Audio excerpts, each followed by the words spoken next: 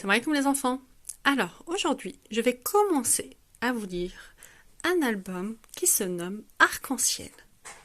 Il est écrit par Marcus Pfister et c'est aux éditions Nord-Sud.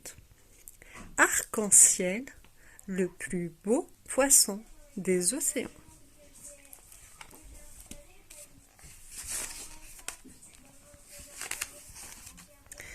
Quelque part, au plus profond des mers, vivait un poisson.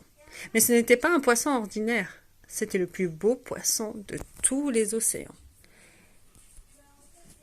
Il avait les couleurs de l'arc-en-ciel, et ses écailles brillaient et miroitaient dans la lumière comme autant de petites gouttes irisées.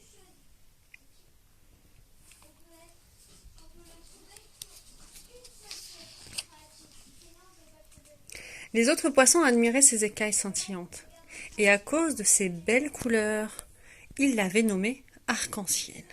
« Arc-en-ciel, viens jouer avec nous, disait-il. Mais le bel arc-en-ciel glissait près d'eux sans dire un mot, le regard fier, en prenant bien soin de faire briller ses écailles.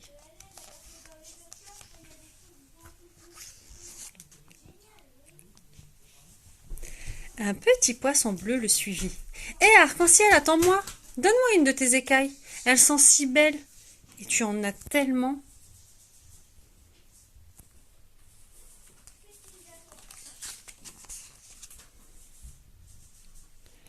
Te donner une de mes écailles? Mais qu'est-ce que tu imagines? Allons, décarpille! S'exclama Arc-en-ciel avec dédain. Effrayé, le petit poisson s'enfuit d'un vif coup de nageoire. Il raconta aussitôt aux autres poissons sa mésaventure. À partir de ce jour-là, plus personne ne voulut adresser la parole à Arc-en-ciel. Et quand il passait près d'eux, les autres poissons se détournaient.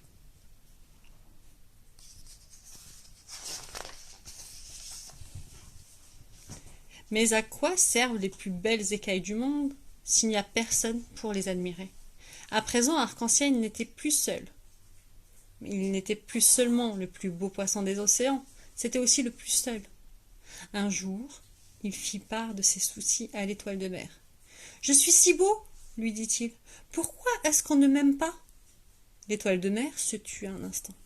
Puis elle dit, « Derrière le récif de corail, il y a une grotte. C'est là qu'habite Octopus, la pieuvre.